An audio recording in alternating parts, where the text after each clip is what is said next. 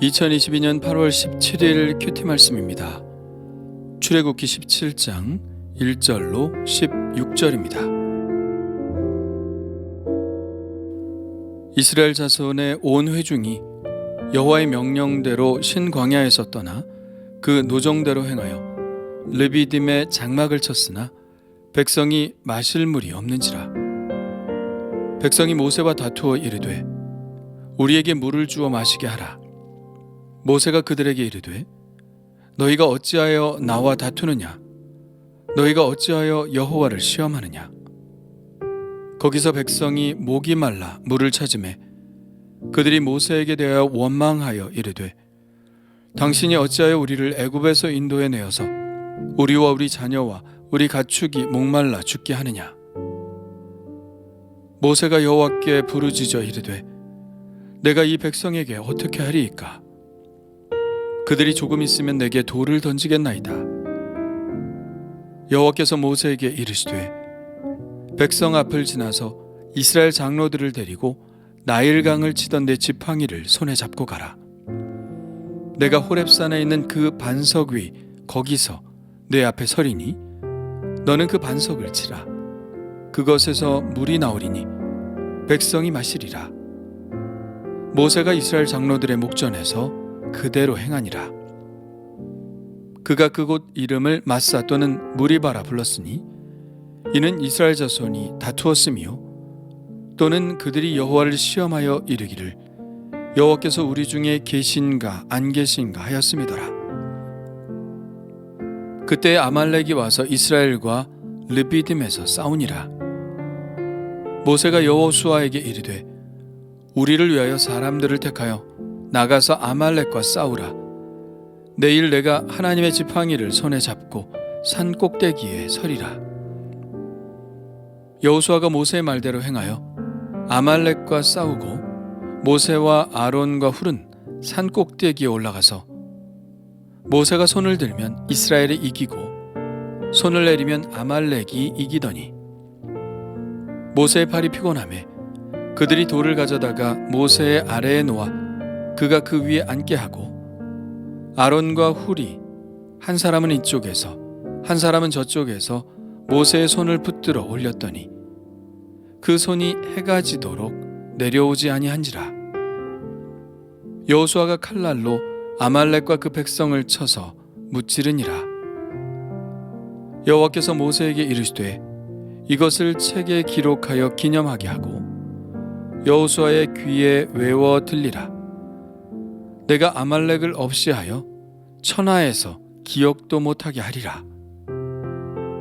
모세가 제단을 쌓고 그 이름을 여호와 니시라 하고 이르되 여호와께서 맹세하시기를 여호와가 아말렉과 더불어 대대로 싸우리라 하셨다 하였더라. 아멘.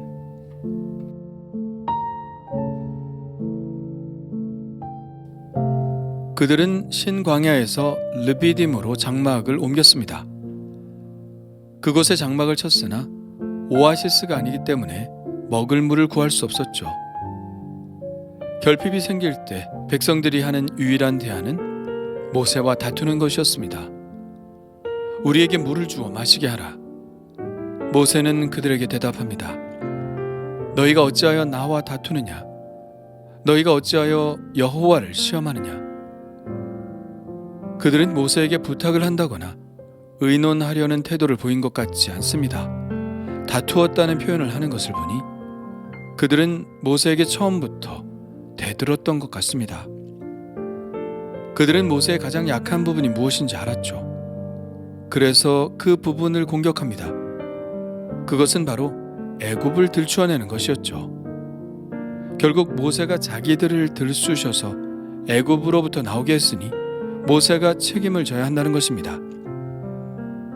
당신이 어찌하여 우리를 애굽에서 인도해 내어서 우리와 우리 자녀와 우리 가축이 목말라 죽게 하느냐? 모세는 많이 다급해진 것 같습니다. 왜냐하면 백성들의 태도가 이전보다도 더 과격해졌다는 것을 느꼈기 때문입니다. 그래서 그는 하나님께 부르짖었죠.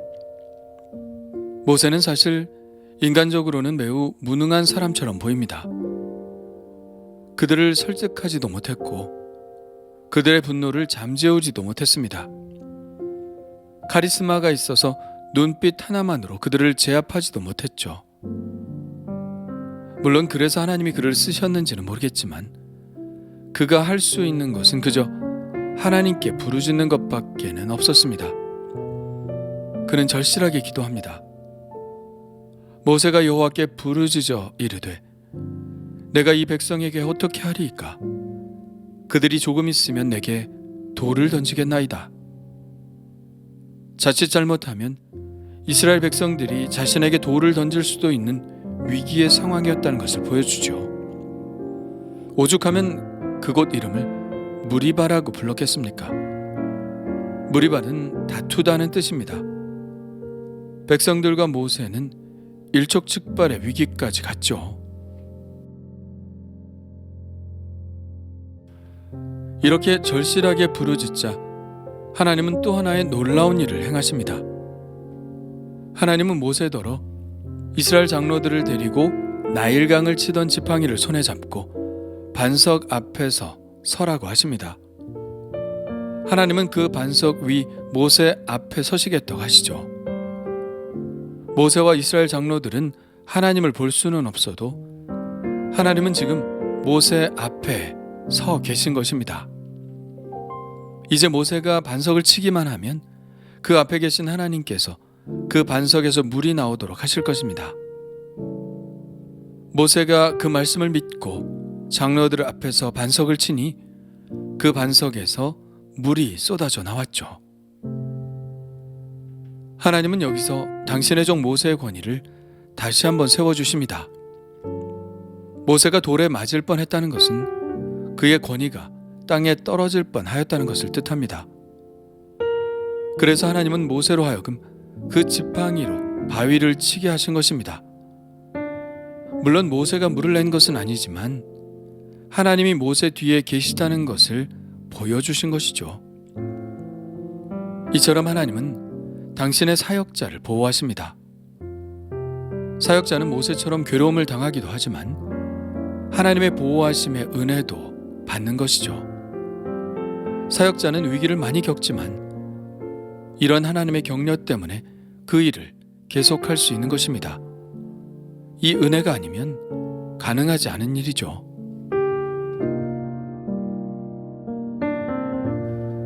무리바에서 이스라엘 백성들이 보여주었던 것은 그들이 여전히 믿음보다는 의심이 많다는 것입니다. 어떤 의심인가요? 7절에 나와 있죠. 그들이 여호와를 시험하여 이르기를 여호와께서 우리 중에 계신가 안 계신가 하였음이더라.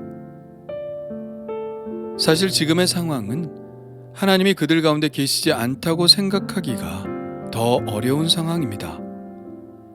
10가지 재앙과 홍해, 마라에서 또 만나와 메추라기로 먹이신 사건 안에서 그들이 하나님의 부자를 의심하기가 더 어려운 상황일 텐데 그들은 여전히 의심하고 있습니다. 이 무리바 사건은 그들의 의심에 대해서 하나님이 오래 참으심으로 한 번 더 그들과 함께 하심을 분명히 보여주신 사건이죠. 그리고 그 다음에 이어지는 사건도 하나님이 그들과 함께 하심을 분명히 보여주는 사건이 됩니다.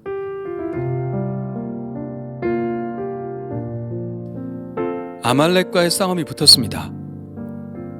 아말렉은 전통적으로 약탈로 살아가는 민족이죠. 산적과 같은 그들에게 광야에 떠도는 이스라엘 백성들은 분명 먹잇감이라고 생각했을 것입니다. 그래서 공격을 하자 모세는 여호수아에게 사람들을 택하여 아말렉과 싸우라고 합니다. 여호수아는 모세의 시종이었지만 그는 장군의 능을 가진 사람이었죠. 그는 용감히 아말렉과 맞서 싸웁니다. 그러면 그때 모세는 무엇을 하고 있었을까요? 싸움이 어떻게 진행되는지 높은 산에 올라가서 마음을 졸이며 보고 있었을까요? 아니요, 그렇게 있지 않았습니다. 그는 하나님의 지팡이를 붙잡고 높은 산 위에 섰죠.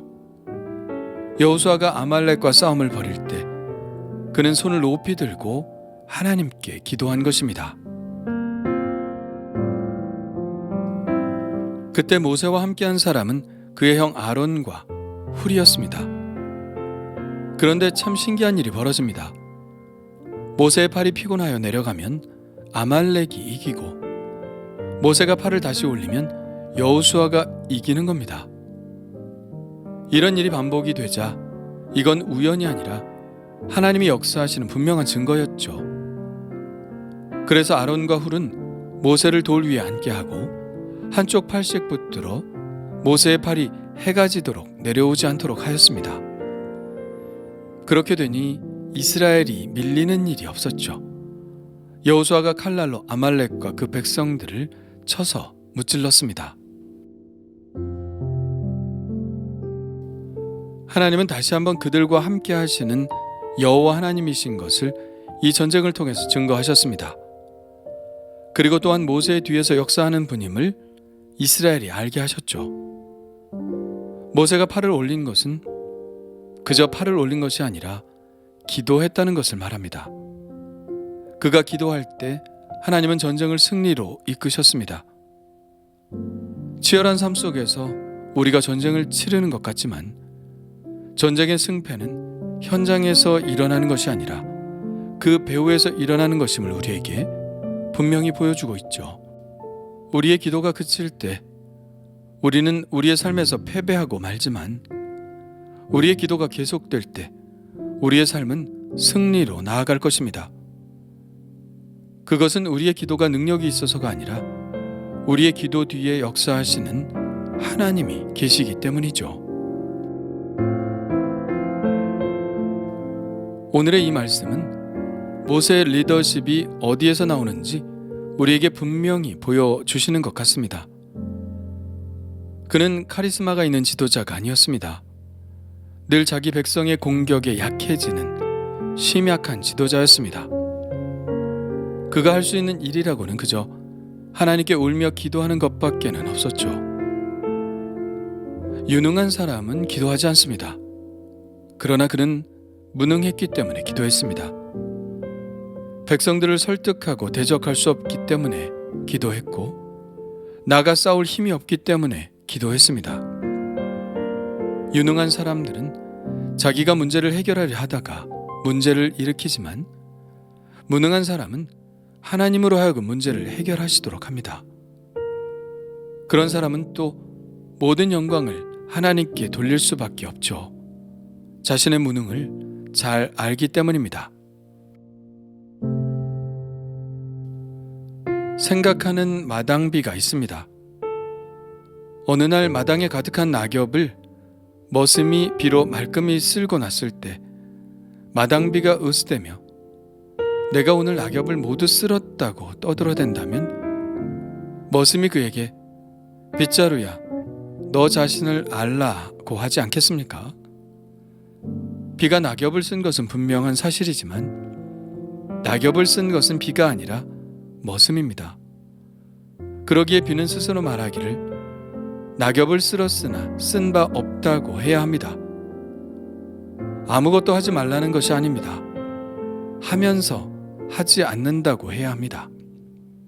하면서 하지 않는다. 내가 하지만 누가 한다는 말인가요? 하나님이 하신다는 말입니다. 우리는 그저 빗자루일 뿐입니다. 저도 쓰임받기 위해서는 모세처럼 무능해야 한다는 생각을 하게 됩니다. 그래서 하나님께 기도의 자리로 달려가는 사람이 되어야 한다고 느낍니다. 울고 호소하는 사람이 되어야 한다고 느낍니다. 오늘도 나의 무능 때문에 하나님께서 나의 삶에 개입하시는 한날이 되기를 소망합니다.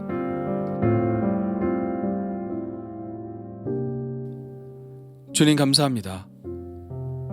모세는 많은 능력을 행하였지만 새로운 문제를 만날 때마다 겸손하게 그 문제를 대했습니다. 그는 처음부터 자신의 무능을 고백했고 하나님이 함께 가신다고 했기 때문에 그 일을 수행했습니다.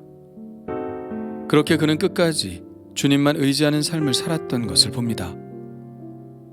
주님, 모세처럼 자신의 무능을 고백하며 오직 하나님께만 매달리는 자가 되기를 원합니다. 전적으로 무능하여 내가 문제를 해결하는 것이 아니라 하나님께서 해결하시도록 요청하는 사람이 되기를 원합니다.